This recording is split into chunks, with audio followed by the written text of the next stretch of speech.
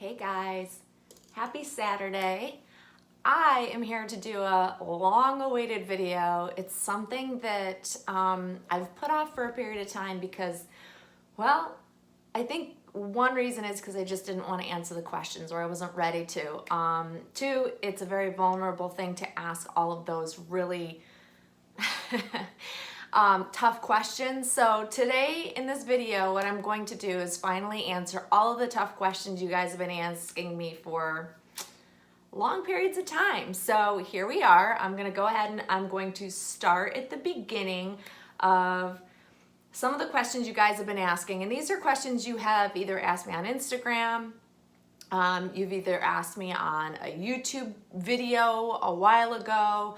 Some people have messaged me and asked me these questions. So I'm gonna just be, put myself out there and answer all of your questions as well as the tough ones.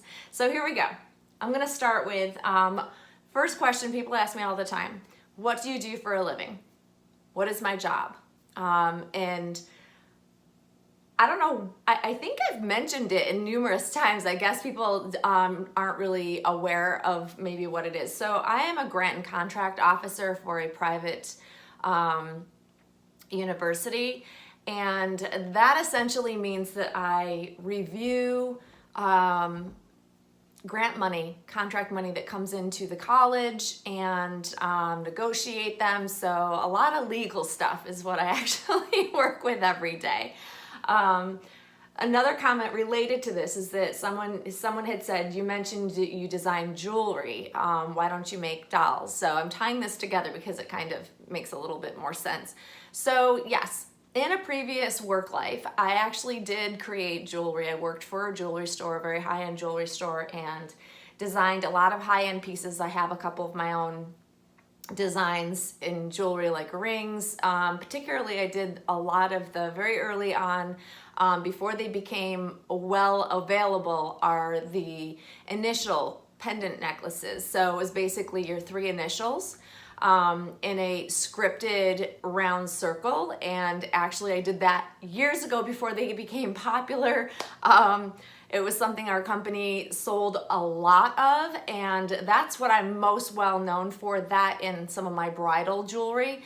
Prior to that, and how it ties together, is I used to design HVAC systems. So I was in the heating and air conditioning business, if you don't know what HVAC is. And I used to design heating systems, ducting systems, and everything else. So when I moved from designing heating systems and cooling systems to jewelry, how does one even connect one with the other and able to do the other? Because a lot of it is simple, basic drawing and design. So I happen to love jewelry, and so it was something I had a huge interest in, and did just started working with the custom pieces that I did, and just grew a nice customer base. So that was a lot of fun. But I didn't care so much for being in retail because, working in jewelry, it's, no matter how high end, it's still retail. So the hours killed me, and I left for a banking type of job. And now I've, years later have moved into, grants and contracts. So it's all customer service related, legal documents, loans and things like that. I've just, I've worked hard my whole life. So next question, are you married? No, I talk about my partner all the time, and so people like to assume that I'm married, but I'm actually not. I have a long-term partner. Him and I have been together for 16, 17, almost going on 17 years, so a really long time, longer than I was actually married. I'm divorced from my two daughters' father. But that was long time ago. So essentially, my partner has been the step parent to my children while they were growing up, from the time they were really little. So, third question, are you rich? This one cracks me up all the time. So I think what happens is people they make an assumption because I have had a lot of high-end dolls, a lot of high-end silicone dolls, so they've made the assumption and tied the two together that if I can spend that amount of money, I must be rich. No. In fact, I come from not rich family whatsoever. I've just really worked hard my whole life. I was a single mom for a number of years. And I learned how to bust my butt with jobs, with saving money. And if I really wanted to have a doll and money was tight, one, you never take from your household. I've said this a number of times.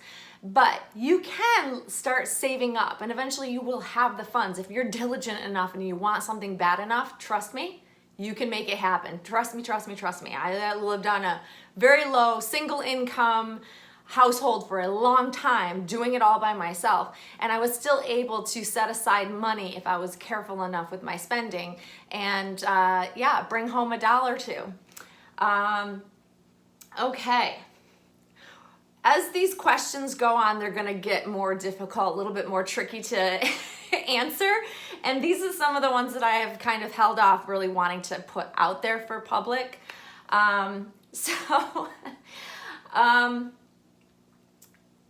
This is a good question. Why do you avoid or ignore certain questions or hot topics? So, yes, there are times where I blatantly will knowingly avoid any hot topic that's floating around and circulating around our community. The reason why that is because one, I may not be knowledgeable enough to share my 2 cents on it, so to speak. So I generally don't want to speak on something unless I know enough about it that I can actually contribute to the conversation or to the situation.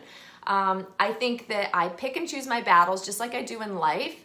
I do the same thing with social media and the topics that I really want to tackle on YouTube. It has to mean something to me. I'm not just gonna hop on the bandwagon and join in just because there's a hot topic going around. It's just not my nature. I have to kind of have some sort of interest in it for me to want to talk about it. And let's face it, the community can be a bit tit for tat when these hot topics start rolling around, and a lot of people want to share their thoughts and opinions on it, and I'm fine with that. I'll actually, I'm totally for people talking about it, but there's a lot of times I will refrain because I just don't want to get involved.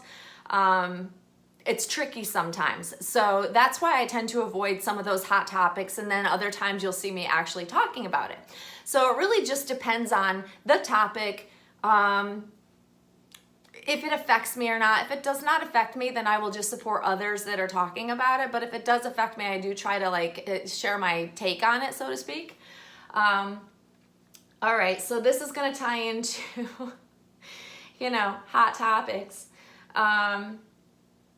Why do people, and I'm looking over here because I have them written down because I cannot remember everything that I had to go back and search my comments because, I don't remember these things. So the next question is, why do you feel the need to involve yourself in drama? Why don't you just ignore the haters? Okay, so this ties into the previous question because I get it from both sides of the fence. When I do speak up, people are like, why do you stick your nose into this? Why don't you just ignore, or, why can't you ignore things that people are talking about that you may disagree with? So I'm either not talking about it and it bothers people, or I am talking about it, which then again bothers a different set of people, or it might be the same people criticizing me. So, it's really tough to be on social media. Ultimately, we put ourselves out there as YouTube creators, and sometimes we, make people happy with our videos, and sometimes, well, we're not. And so you just can't please everybody, and no matter what you do, sometimes you won't please certain people. So I do ignore the haters. I have a thumbs down brigade that on every video you'll see a thumbs down, a bunch of thumbs down, which is fine. These are people that either just don't like me, or maybe I had a falling out with them at some point in time, or they maybe just don't like the topic. Who knows? When I involve myself in drama, it's usually because it personally affects me, or it personally affects one of my friends that I feel very strongly for standing up for them. I am a person who, I was raised to speak out against things that I disagree with or are hurtful to others. So I find it very important sometimes to be the voice, to put it out there when someone else perhaps isn't able to. So that's the times when you will see me insert myself. But usually it's because there's a personal reason for it. It affects me in some way. I do generally try to stay out of the drama. I do try my best to be neutral. That is my goal when I'm making videos, when I'm talking about topics. I try to remove the personal side of it or how it has affected me and just put the facts out. I don't try to put emotional videos out there because I think it's pointless. I also won't talk about something generally if I'm angry because people make that mistake all the time. Don't put your emotions out there for the world to see. It's just not a good idea. It gives people reason to come back at you. I'm just not into all of that. So that leads us to the next question. Why do people dislike you in the doll community? And I'll tie it in with this other one. Does it bother you that other YouTubers pick on you or make fun of you? This is a great question. You guys provide like some of the best questions. These have been hard for me to answer because I don't always know the reason behind why someone may not like me. My assumption, and it's only an assumption because I don't know, because I don't talk to these people. I don't ask them why they don't like me, you know. I think that for some of the reasons, it's just personality thing. They don't care about, or they don't care for my personality. They don't like what I talk about on my channel, or they think I'm too, you know, in people's business, that sort of thing. Or they just, I don't know, just don't care for the content I put up. That's very well could be the point. Another reason I think also is it's, you know, a couple of the people that have knowingly talked about me in the community are people that I used to be friends with and I've had a falling out with. You know, one in particular, we were very close friends at one point in time. We had a falling out. I'm still not sure what happened in that situation. She holds a grudge and is still very much dislikes me, and that's her prerogative. I don't talk about it because I don't think it's important for everybody to know my business in that way, even though that other person puts it out there on her channel and talks about me quite regularly, or had in the past. I don't know anymore because I don't follow. I try just to kind of let bygones be bygones. Sometimes friendships don't work out. Why other people, you know, other friendships that maybe I have chosen to end because I just didn't agree with what they were doing, or we didn't see eye to eye. I mean, you know, friendships come and go, especially doll friendships that you know, come to know within the doll community for different reasons. I think that there are seasons for friendships, and sometimes people are meant to come in your life for a period of time and then they leave. And sometimes people are bitter about that. So I tend to surround myself with, you know, only people I can thoroughly trust.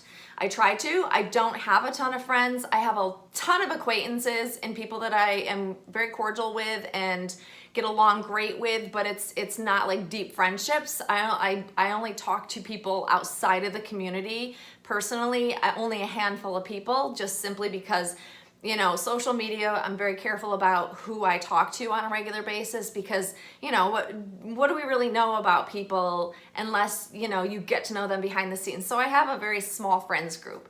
And I try to keep it that way only because it's not because I'm not open to friendships. It's more because I've been hurt in the past. And then, you know, people that have YouTube channels have really come after me. And I'm just not a fan of that. I don't want my personal business all over the internet, you know. And does it bother me that other YouTubers pick on me and make fun of me? No, listen, not everybody's gonna like me. And for the most part, like, there were times where there were deep digs from specific people. You know, one comment was, you know, this person called you, said you look like a man. I don't even know what that's about. Everybody can have their opinion about how someone looks. Whatever. But ultimately, I will say that certain things used to bother me. I used to take them very personally because, you know, it was coming from a past friend that I thought I, you know, could trust. But then I learned to grow a very thick skin. You know, I think in order to be on YouTube for any length of time, you need to have a thick skin because you put yourself out there, you're going to have to encounter people that don't like you or have something negative to say about you. It just happens. It's part of it. I do get a good chuckle because there are a couple of channels that do parodies. And, you know, if it's done in good fun and it's not done in a mean-spirited way, like, I don't care. I think it's absolutely hilarious, and I can take a good chuckle about myself. I am human. I'm not perfect, and if someone wants to make a parody about something I've done, well, you know, let them do it, and I can laugh at myself. So those things don't bother me. I actually feel like, oh, well, they know who I am and they want to make a parody, then have at it, you know? I try to laugh off a lot of things because a lot of it is just goofy and funny. Like, you know, the things we say sometimes in videos are freaking hilarious. I won't lie, I've said some dumbass things over the years in my videos, and I can accept that. It's fine. So if someone catches that in a video and wants to make, you know, a good chuckle out of it, let them. I don't mind it. Okay, here's on to the next question. Why do you act fake in your videos or like you're better than everyone else? I have gotten that a couple of times from a couple different people I did not know. And I think it was an opinion video that these were comments left under, where I had a very strong opinion about something and wanted to voice it. You know, I live and learn from the way I, you know, can come off in videos. And, you know, I believe at the time I may have even apologized to these people saying, you know, it wasn't my intention. You know, I typically tackle videos or, you know, direct videos in a way that I want them to be informative. And I do have very strong opinions about certain things. So I can come off as a bit, you know, heavy-handed, or like I, you know, have a chip on my shoulder or something like that. I will tell you that I do not think I'm better than everybody else. We are all equals here. I just happen to share my opinion about certain things, and sometimes it's, you know, an important opinion in my world, you know? So I tend to sound like I might be speaking in a certain way. I'm definitely not fake in videos. People that know me outside of YouTube will tell you that I sound the same, whether I'm talking to them on the phone or talking to them in person off video, as I do on video. It is my nature. I talk to groups for my work. I have to talk to a lot of companies for my work. So it is just my nature of how I speak. I try to be well versed when I'm going to speak about something. It's just, like I said, it's how I am. I'm also very OCD, so I'm very picky and choosy about the words that I want to use at times. And like I said, it can come off as I might be talking down to people when in fact that is never my intentions. I never want to make anybody feel like they're less than when they come to my channel. It's very important to feel included. And if I've ever done that for people, I try to apologize. I try to explain my side of things and try to do better the next time. You know, like I said, we're human. We make mistakes. We live and learn, and we try to do better as we make the next video. And that's kind of what I live by when I'm making content. I just want everybody to feel like it's a fun place to come and visit. It's why I try to keep it lighthearted. But yeah, I don't think I'm fake in videos. This is kind of how I am. My family would tell you I'm the same way. I come from a very loud family, and I'm the youngest of three, two older siblings, both boys. We're all very strong-willed. And in order to be heard in my family, it's the type of family you have to speak up or you will not be heard. And like I said previously, I was raised to speak up when you feel a certain way about something, and don't just do it because someone tells you to do it. Like I seek out information. I want to know what I'm talking about is valid, is truthful, is you know, factual. I try to, it's kind of how I base my whole life because that's how my work life is. And so I tend to kind of apply that when I'm making videos. So I would say I'm not fake. I'm just very assertive in many ways. I'm a strong woman. You know, it's how, you know, when you're a single mom, if anybody out there is a single parent, you know you have to wear both hats. You learn to really be a tough chick because you have to for your children. And in life, and it's just kind of, I've grown to be, you know, a very strong-willed person, and I always will be. Next question. Let's see. Here's a good one, guys. Why do you attack Claire Taylor in your videos? I'm gonna tie that into another one. Why don't you like Claire Taylor? And another one, why are you trying to ruin Claire Taylor's business? these are questions that were asked that were stemmed around a very controversial, now I know that it was a controversial video. When I made it, I didn't think it was.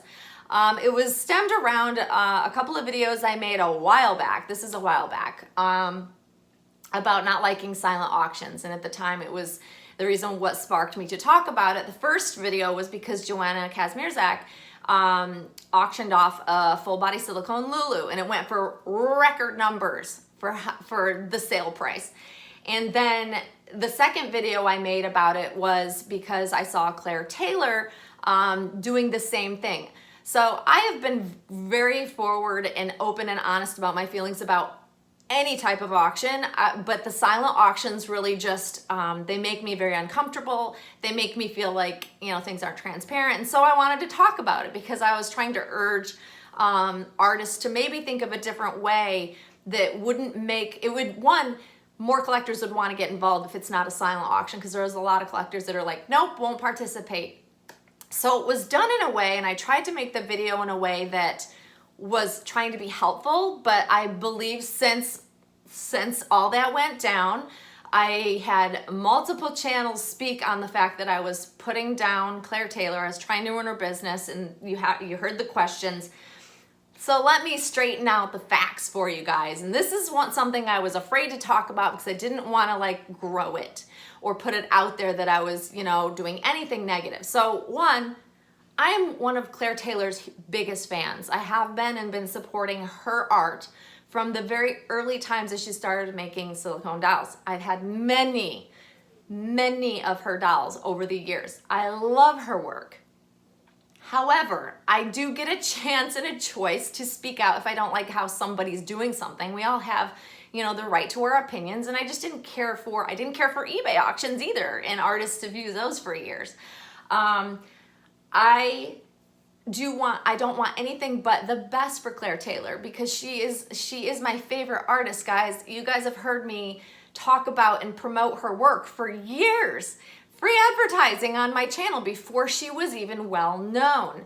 I had always said best kept secret, and then the secret got out, and then she got really popular, and you saw the prices of her dolls skyrocket. You can't even find one of her edition babies very easily, or even her kit editions. They're very difficult to find and get your hands on because so many collectors have now tapped into what an amazing artist she is.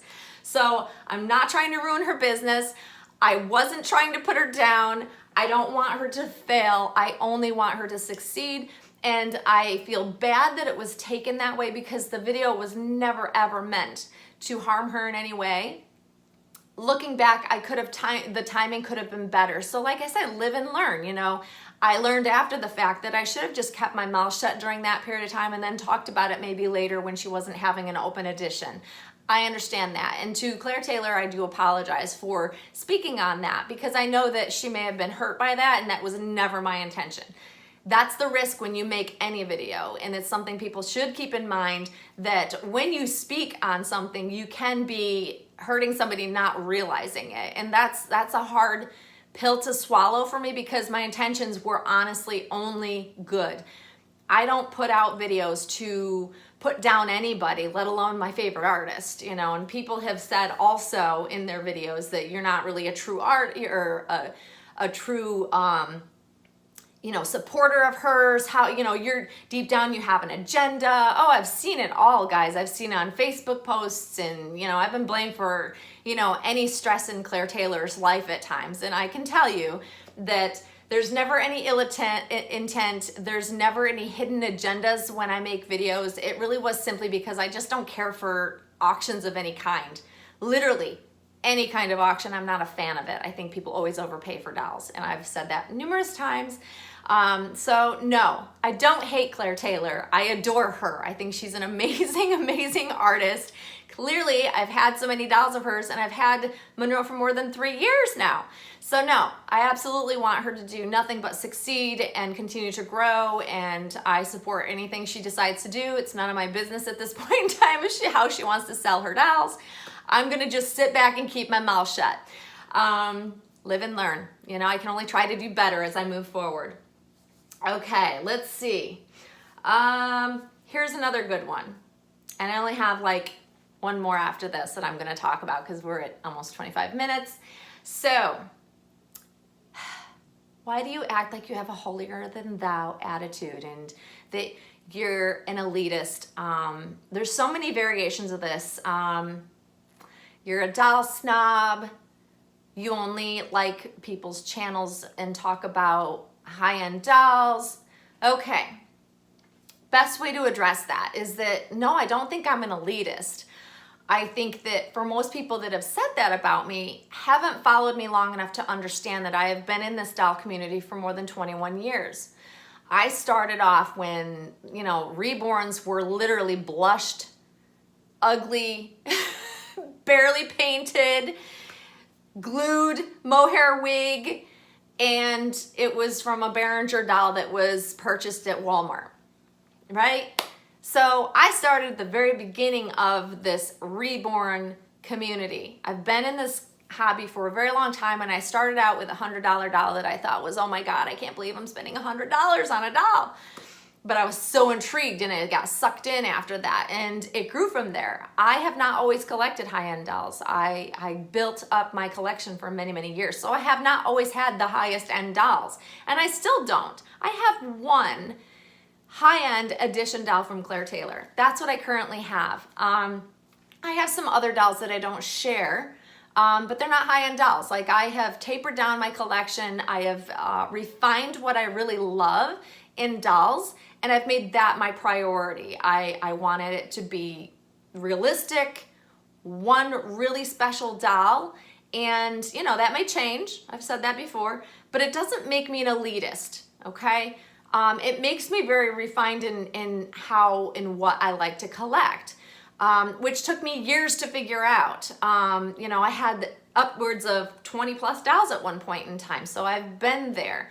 I've done all of that. I've figured out the key to my love and happiness for that one special doll. That's what I think most of us are looking for, but it's very hard to find, and it takes us a long time to get there. 21 years, let's go back 3 years. 18 years into my collecting, I found the one, which is Monroe currently. That might change, no baby is a forever baby, but I don't take a holier than thou, I'm better than everyone else based on the fact that I have a high-end doll. No, I have a lot of favorite YouTube channels that I watch, I engage with, I have conversations with that only collect reborns.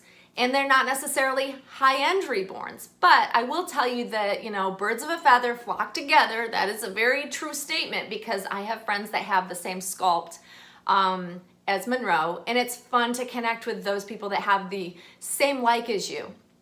And those friendships are something that I have cultivated and grown over years of talking to these people. So that's why I tend to have certain friends that I like to talk about our dolls and our love of the same thing. Generally, the people that I watch their channels and talk with, and people will see me comment. I don't comment a lot on many people's channels. It's actually quite rare. I don't watch a ton of channels anymore. I don't have time. But I connect with people I have something in common with. And because I have such a limited amount of time, I pick and choose what I'm going to spend my time in YouTube land watching. And it's going to have, one, an interest that I'm, something that I'm interested in, somebody I have something in common with, or something that I just find entertaining, right? When you don't have a lot of time to spend on YouTube, you tend to pick and choose. I used to spend a lot more time watching other channels, and I just don't have that time in my life because of my job being the way it is. It's very demanding. I work long hours, and because I have an office here, I'm in my office currently, I work until the work is done because I'm working from home. So it gives me little time, very little time to spend seeking out new YouTube channels, although I do try. But I don't think that I'm an elitist. I don't try to I will repeat myself, I am not better than anybody. We are all in this together, guys. And I want everybody to feel welcome. I don't want them to feel like I only want certain people to come to my channel. I want everybody to feel comfortable to comment on my videos and not feel like they're gonna get picked apart or if they don't have the best baby. I don't care about all that. I want people to come together in this community that share the same passion. That's why I was here. That's why I started my YouTube channels, because I wanted people of the same passion to come together and be able to share things with. It's why I share like my video yesterday about, you know, a car seat that I love, because I want other people to be able to find these things. That is the fun of this hobby and this community for me. It really, really is. I honestly just always want kumbaya, peace and happiness amongst the community. I know that's an impossibility. My friends always laugh at me because it's so unrealistic. I get that. I understand it's not realistic, but a girl can dream. And you know, I'm going to continue doing the things I like on my channel. It is my channel, it's my platform. But I do want to continue to make it a positive experience for anybody that comes to visit and pops in or even stumbles across it. I want them to feel welcome. And so I don't want anybody to ever feel like they can't comment. I know people have said they're afraid to comment. Please don't be afraid to comment. I am not going to attack you. Even if I disagree with you, I will certainly not ever come after somebody for a differing opinion. In fact, I really like a healthy discussion. I don't want people to yes ma'am me. I like people that are real with me. I can have those difficult conversations. That's okay. And my friends will tell you, we don't always see eye to eye on the same topics.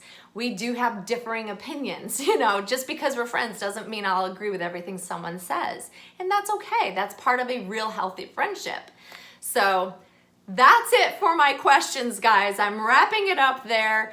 Hopefully you found this entertaining or insightful, or maybe it was one of you that asked these questions. So hopefully you will be happy that I finally answered them. It took me a very long time for some of these because I just avoided it because I just didn't want to get into it or be picked apart. But I'm in a place where, you know, it is what it is. I'm going to share my opinions. It's my platform. You know, I just want to be as real as I can possibly be with you guys. And this is me. You know, people that know me outside of YouTube will tell you this is me. This is my personality. It is who I am. I'm also a person that always tries to fix things. That's why I always want things to be happy in the community. I know it's impossible, guys. I get that. There's too many differing opinions out there, and it just is what it is. But when you come to my channel, I want you to know you all are welcome. Every one of you. There's not one person I hate in this community. I try to get along with everybody and try to just, you know, see everybody's opinions, and hopefully we can come together as a community and just enjoy our hobby. That's what I'm here for, guys. So, happy Saturday again to everybody. I hope you enjoyed this. Thank you if you stuck around for this full half an hour of this. Well, thank you for that. I appreciate it. And I hope you all have a wonderful, wonderful weekend. And we will see you all soon. Thanks for watching, guys. Bye-bye.